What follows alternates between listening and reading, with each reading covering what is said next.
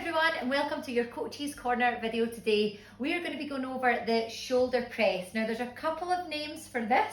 Shoulder press can be known as strict press. It could be known as shoulder to overhead, military press.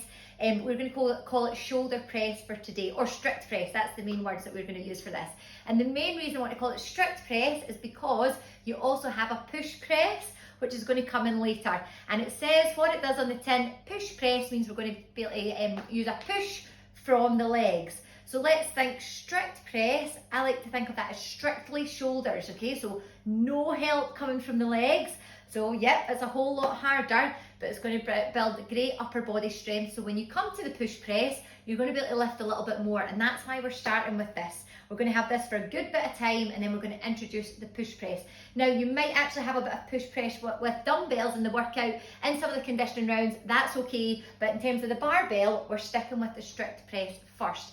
If at any point you feel like you're needing to use a little push from the legs to get that weight up, it's time to drop the weight. So let's start with the setup first. Now, actually, if you're in the Find the Feet program, again, you're following the same training style, just different exercises. So you will have a seated shoulder press using the resistance machine, and again, that's to get you into the gym feeling comfortable, really easy setup, but still using the same muscle groups, which is fab.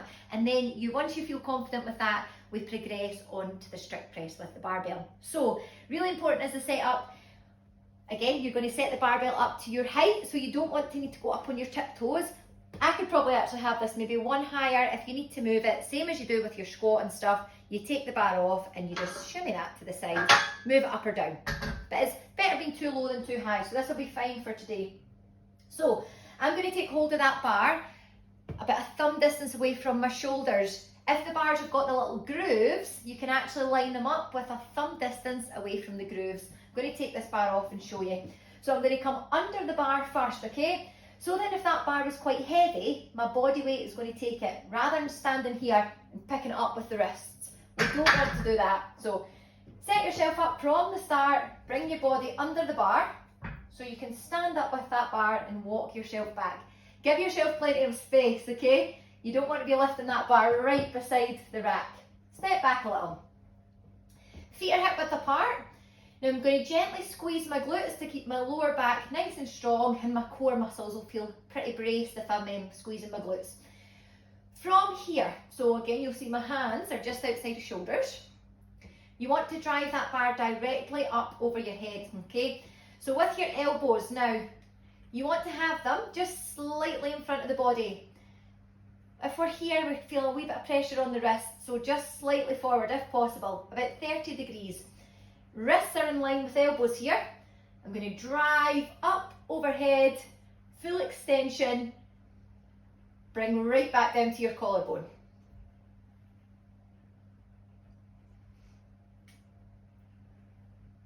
Breathing out overhead, bring it back down and reset every time.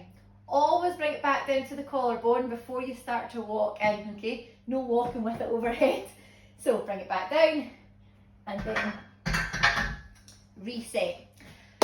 We're going to go over a couple of common faults, because then we'll know to look out for that, and then we can we'll know not to do that. So what tends to happen is, number one, people go with their hands too wide, okay? Right out there, already my shoulder joints are going, I don't like that. It means that elbows are going to be flaring out. So just like I said before, thumb distance away from your shoulders. Next common fault is people tend to lean back and basically push that bar away from the body to try and get it overhead. The easiest way to get that bar is overhead is directly in one straight line. If that was quite heavy and I'm pushing it away, like my wrists are not going to take that. If it's going straight directly up, it's using your shoulder muscles, your core, a little bit of your back as well. What else tends to go wrong? If it's too heavy and you're going to be leaning back, lower back doesn't like that. So if I was going like that, time to reduce the weight.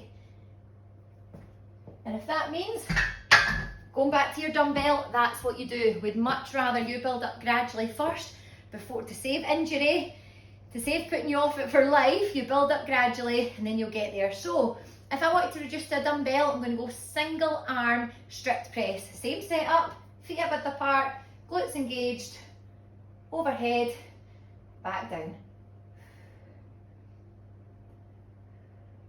One last wee fault that I want to show you with the barbell is not finishing the rep off. So pressing overhead and then bring it back down to about nose height and then just trying to get it over with and push it back up again.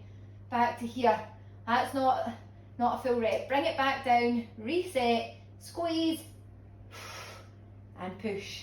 Also not finishing the rep off at the top. So pushing it out to about here. See, my head is behind my shoulders. We want to be here. Full extension. Biceps in line with your ears. And bring it back down. An excellent exercise. It is really difficult. My shoulders are burning already. Start light, get it right. You know, that's our motto with everything in the gym. And then we build from there. Let me know if that helps, and we cannot wait to see you getting stronger in your strict press.